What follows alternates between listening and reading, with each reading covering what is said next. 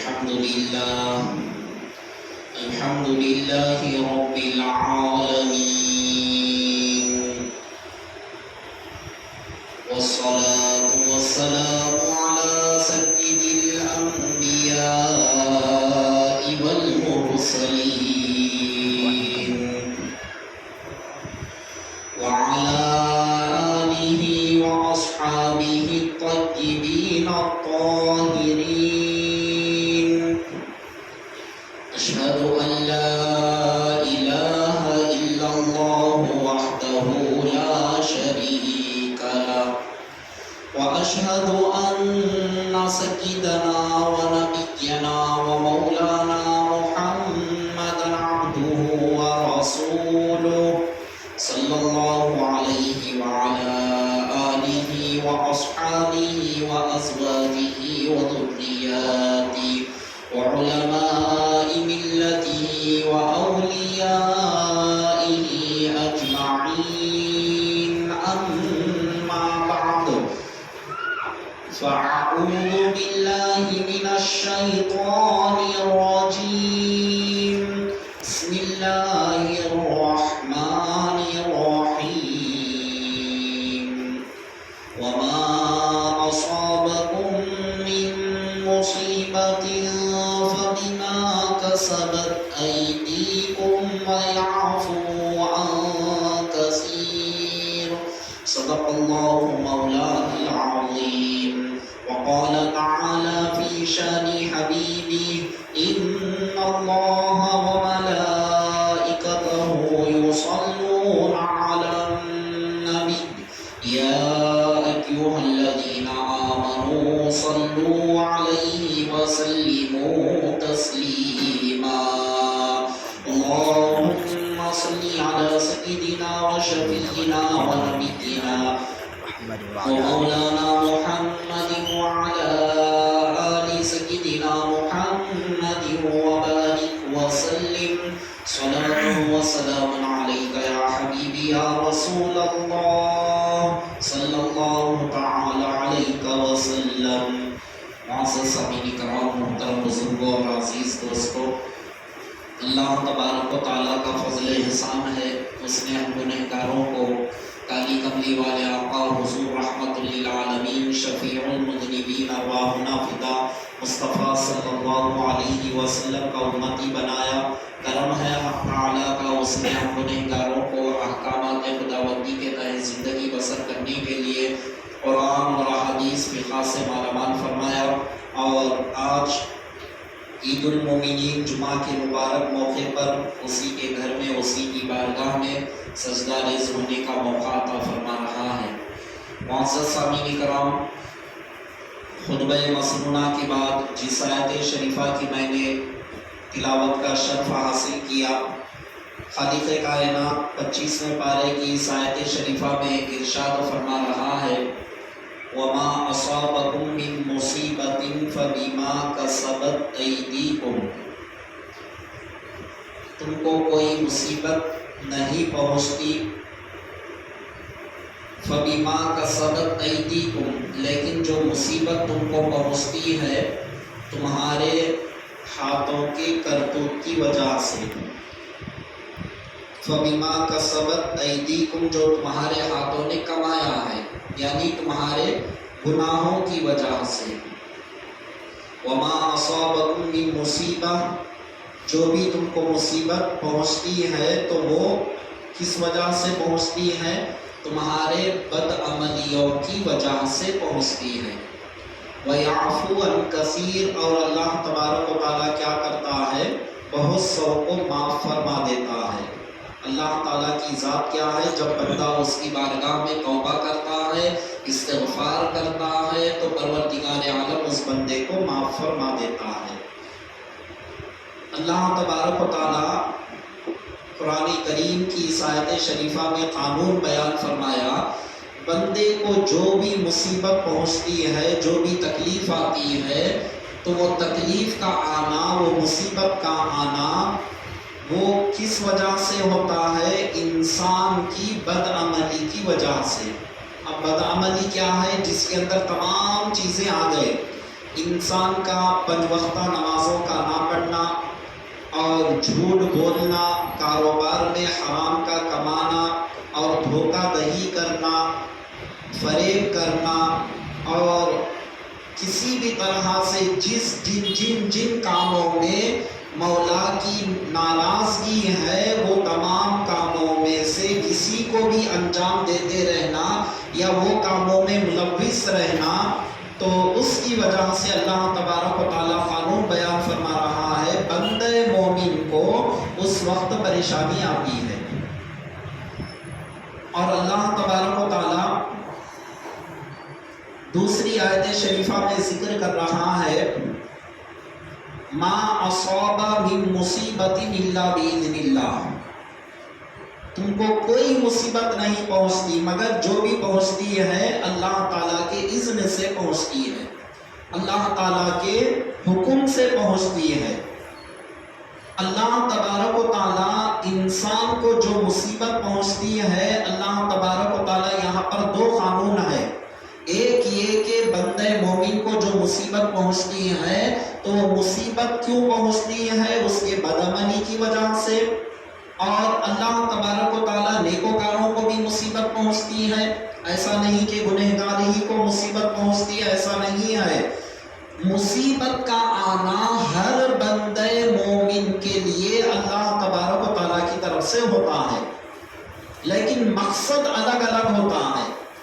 ایک طرف مقصد کیا ہوتا ہے، اگر انسان گناہ گار ہے تو اس کے گناہوں کی وجہ سے آتی ہے، اور اگر انسان نیکوکار ہے، متقی ہے، پرہیزگار ہے، 5 وقتہ نمازی ہے، اللہ تعالیٰ کے سیدھے بتائے ہوئے سیدھے راستے پر چلتا ہے، جس کو حضور علیہ السلام اپنی زبان مبارک سے بیان فرمائے وَأَنَّ هَذَا صِرَاطِي مُسْتَقِيمًا فَاتَّبِعُوهُ۔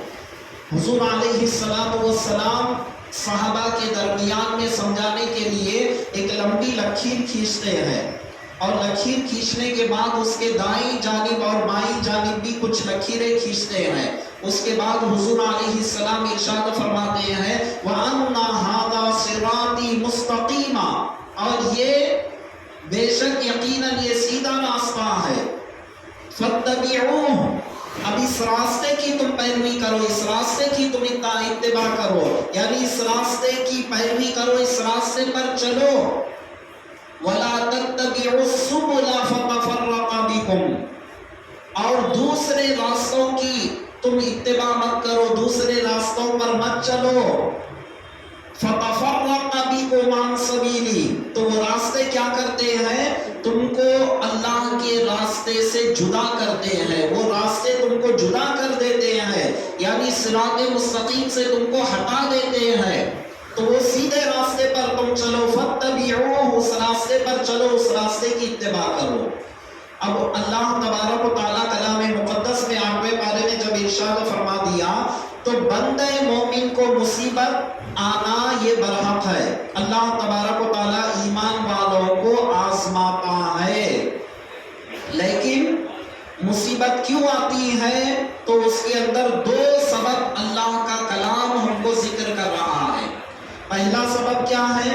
ایک انسان کے گناہوں کی وجہ سے آتی ہے، اور ایک اللہ تبارک و تعالیٰ بندے مومن کو آزمائش کے طور پر اللہ تبارک و تعالیٰ اس بندے مومن کو مصیبتوں میں مبتلا کرتا ہے، امتحاناً۔ کیوں؟ وجہ کیا ہے؟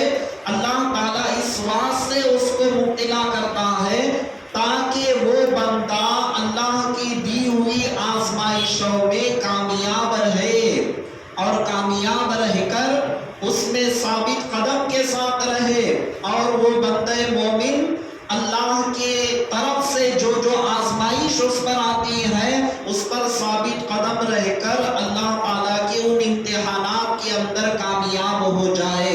جب وہ کامیاب ہوگا تو کیا ہوگا؟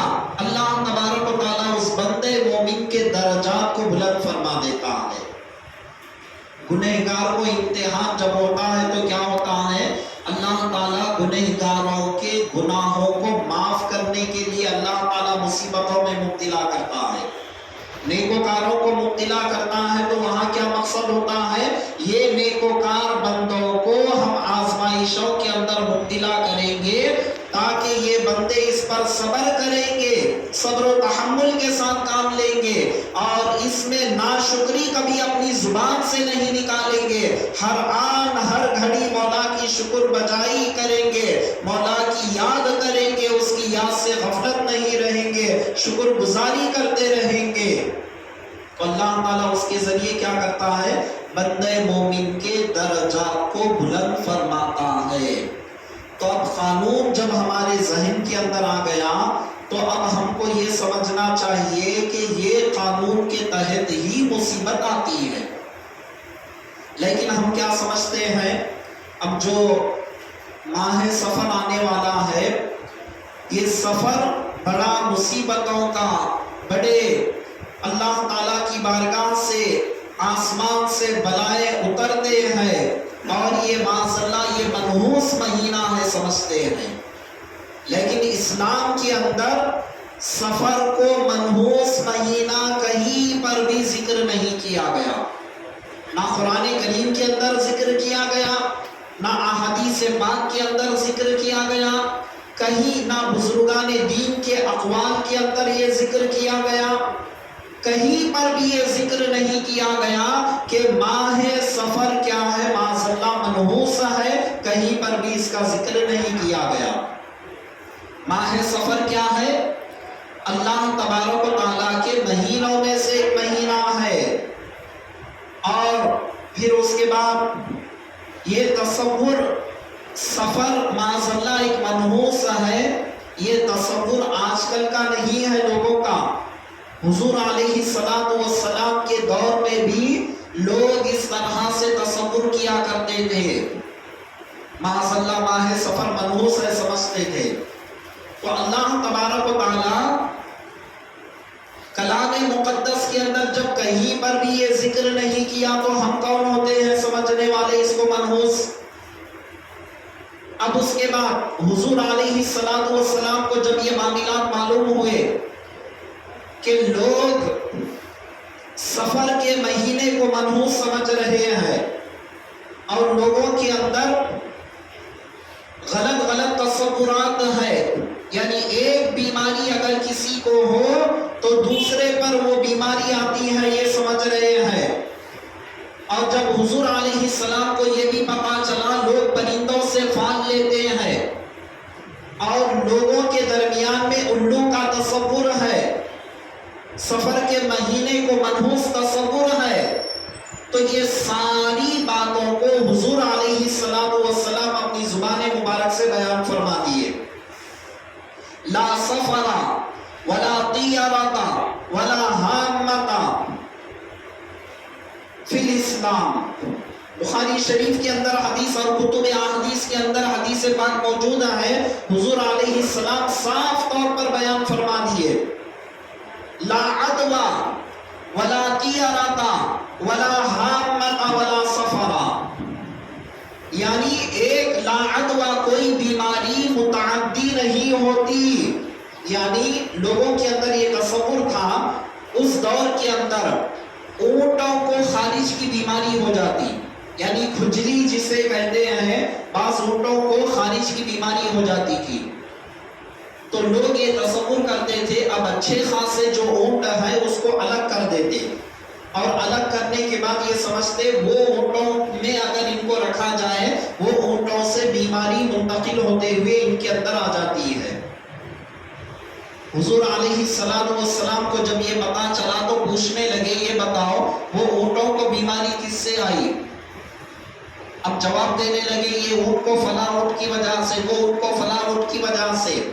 اب رفتہ رفتہ وہ کہتے کہتے اب یہاں سوال پیدا ہوتا ہے، پھر سوال کرنے لگے، اچھا یہ بتاؤ جو سب سے پہلے اونٹ کو جو بیماری آئی وہ کس سے آئی؟ اللہ تعالیٰ کی طرف سے۔ جب اللہ تعالیٰ کی طرف سے آئی تو سارے اونٹوں کو جو بیماری آئی من جانب اللہ آئی ہے، تمہارے یہ اونٹ کی وجہ سے وہ اونٹ کو آنا یہ جو تصور تمہارا ہے اسلام کے اندر ایسا تصور نہیں ہے. بیماری کا دینے والا پروردگار عالم ہے، شفا کا دینے والا بھی پروردگار عالم ہے. ہاں ہمارے کمزور ایمان کی وجہ سے، کیونکہ ہم اتنے کامل یقین والے نہیں ہیں. اگر اتنے کامل یقین والے اگر ہم ہوتے تو ہمارے لیے جو ہمارے اوپر سے جو مصیبت بن کر چند سال پہلے کرونا جو گزر چکا تھا، ہمارے اندر پختہ یقین ہوتا تو ہم کیا کرتے؟ تو ہم یہ نہیں سمجھتے اس کی وجہ سے اس کو کرونا آئے گا. ہمارے اعتقادات، ہمارا جو بنیاد ہے اس کے اندر اتنا کامل یقین نہیں ہے. تب بھی ہمارے لیے یہی سوچنا چاہیے تھا کہ بیماری کا دینے والا اللہ تبارک و تعالیٰ ہے، اس کی وجہ سے مجھے بیماری نہیں آئے گی. پھر احتیاط کیوں لازم ہے؟ احتیاط لازم اپنی جگہ ہے، احتیاط کرنا ہے، اسلام نے اس سے منع نہیں کیا. لیکن احتیاط کے پیچھے جو ہمارا عقیدہ ہے، ایسا احتیاط کریں گے تو ہم بچ جائیں گے. نہیں، اللہ تعالیٰ اگر ہم کو بچائے گا تب ہم بچ جائیں گے.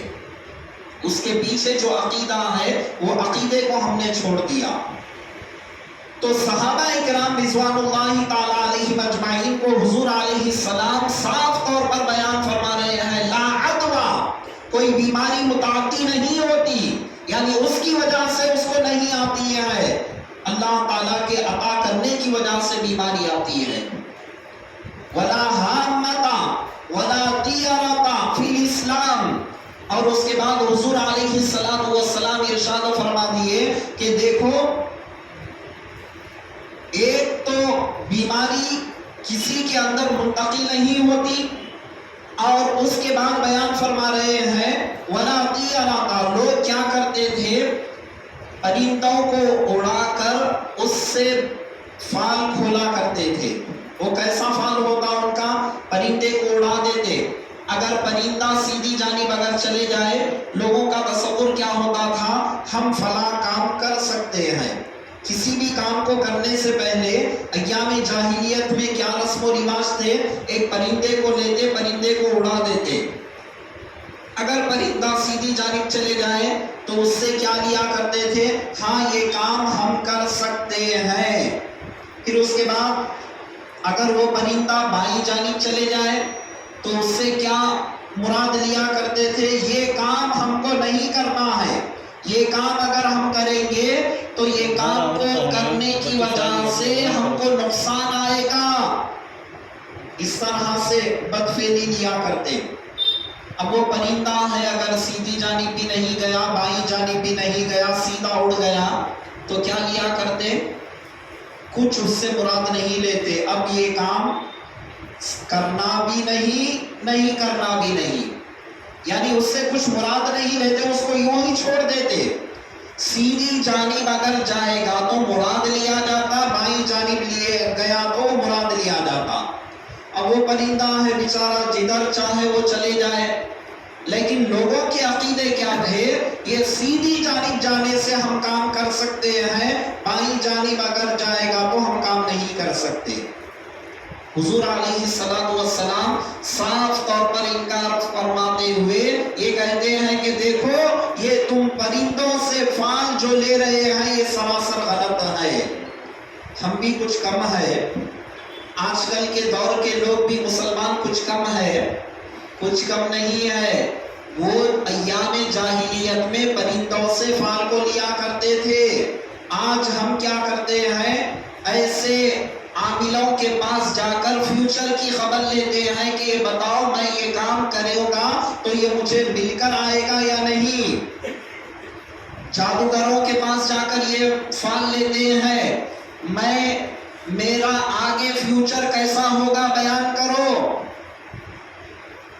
یہ فیوچر کیسا ہوگا اللہ جانے، اللہ کے رسول جانے. اللہ کے علاوہ ان چیزوں کو، رسول اللہ صلی اللہ علیہ وسلم کے علاوہ ان چیزوں کو کوئی نہیں جانتا. اور اگر حدیث پاک میں آتا ہے کوئی بندہ اگر ایسے عاملوں کے پاس جا کر، ایسے جادوگروں کے پاس جا کر فیوچر کی خبر معلوم کرتا ہے حالانکہ وہ جھوٹی ہوتی ہے، اور یہ معلوم کرتا ہے تو اس کے 70 سال کی بے ریا عبادت ضائع ہو جاتی ہے۔ 70 سال کی کیسی عبادت؟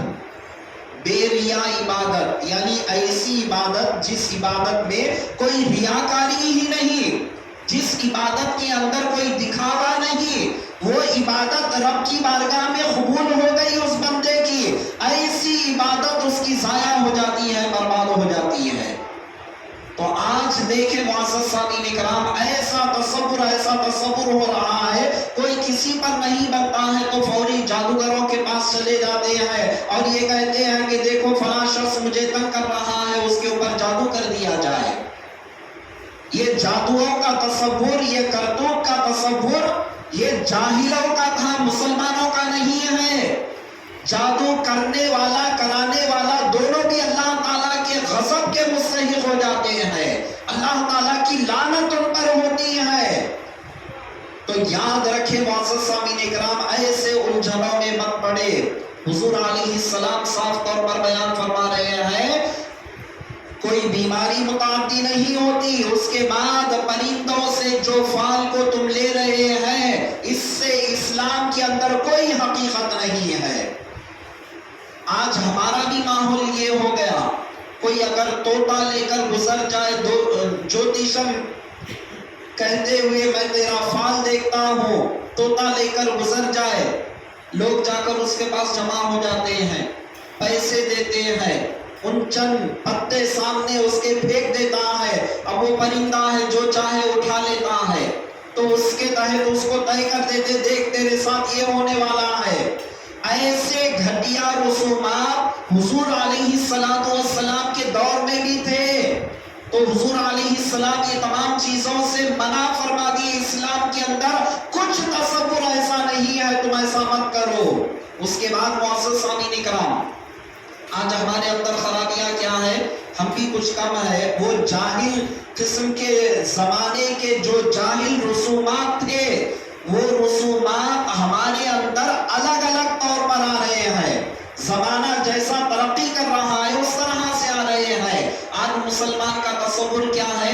مسلمان اگر گھر سے نکل جائے، کالی بلی اس کے سامنے سے گزر جائے تو وہ فوری پیچھے آ جاتا ہے، یہ سمجھتا ہے کہ اب میرا کام ہونے والا نہیں ہے۔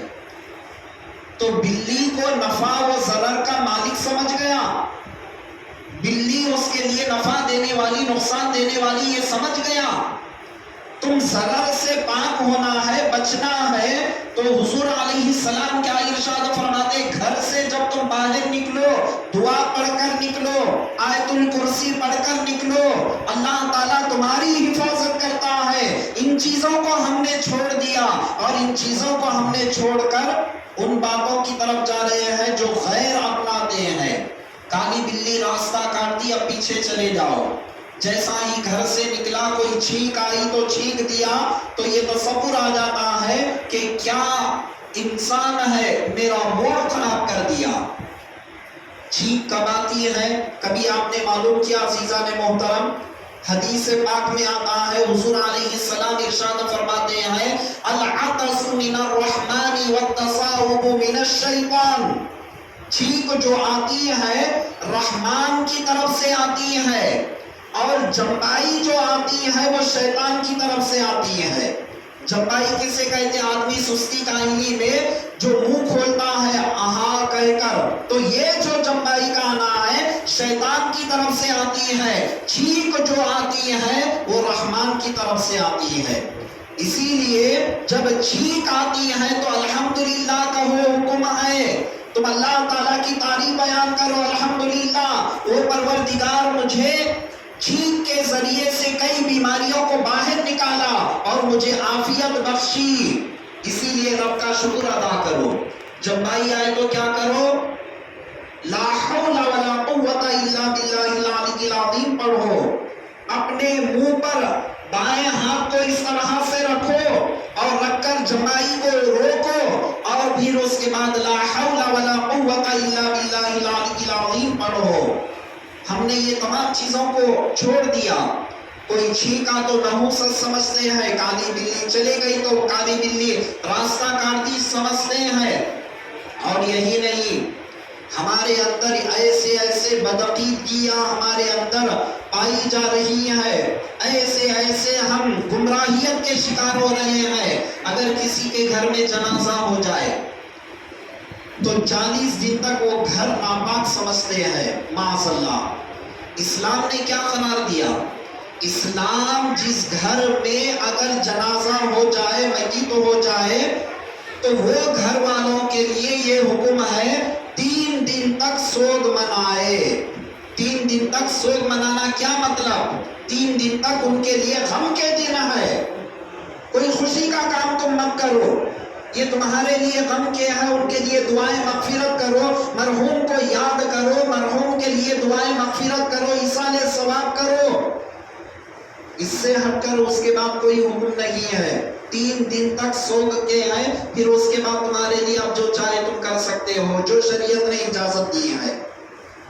مطلب شریعت کے دائرے میں رہ کر آپ خوشی منا سکتے ہیں، لیکن جو 3 دن جس گھر میں میت ہو جائے، وہ 3 دن تم کیا کرو؟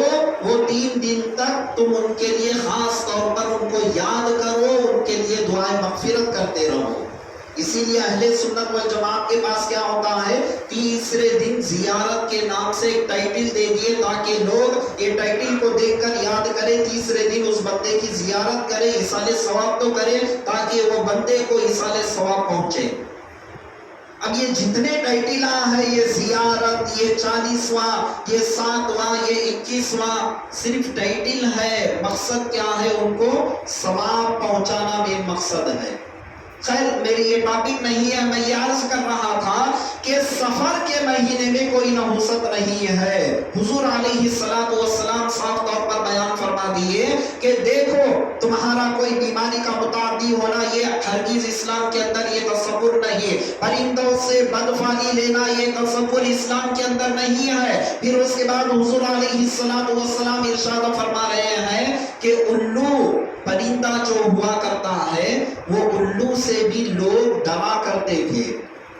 ان کا تصور کیا تھا کہ جو انسان پھانسی دے کر خودکشی کر کر مر جائے، اس کی حیت تبدیل ہو جاتی ہے، وہ پرندہ بن جاتا ہے۔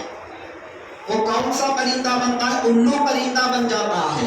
اب وہ الو پرندہ بن جاتا ہے تو وہ جس جگہ سے جائے گا اس جگہ نقصان ہو جائے گا۔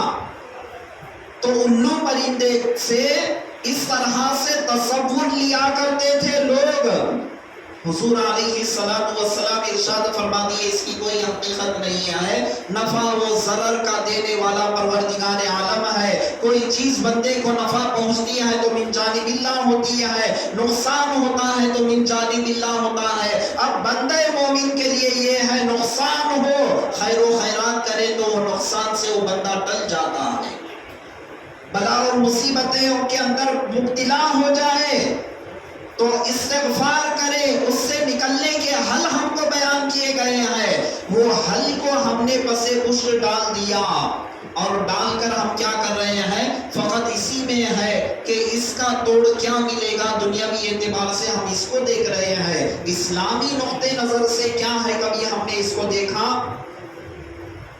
روز صبح انسان جب خیرات کرتا ہے، خیرات ایک ایسی چیز ہے، صدقہ ایک ایسا عمل ہے کہ وہ عمل جب انسان کرتا ہے، اللہ تعالیٰ اس بندے پر جلال میں بھی ہو، غصے میں بھی ہو، لیکن یہ بندہ خیر و خیرات کرتا ہے تو پروردگار عالم کا جلال بھی اس سے ٹھنڈا ہو جاتا ہے۔ کیا مطلب؟ اللہ تعالیٰ اس بندے پر مہربان ہو جاتا ہے۔ اب تک اللہ تبارک و تعالیٰ اس بندے پر کیا تھا؟ غصے میں تھا، لیکن اس کے خیر و خیرات کی وجہ سے، راہ خدا میں صدقہ کرنے کی وجہ سے مولا کو بھی رحم آ جاتا ہے، میرا بندہ میری راہ میں خیر و خیرات کر رہا ہے۔ استغفار جب کرتا ہے بندہ، توبہ کرتا ہے، اللہ تبارک و تعالیٰ اس کے گناہوں کو معاف فرماتا ہے۔ گھر کے اندر اللہ کا کلام پڑھا جاتا ہے، آفات و بلیات مصیبتیں دور ہونے لگتی ہیں۔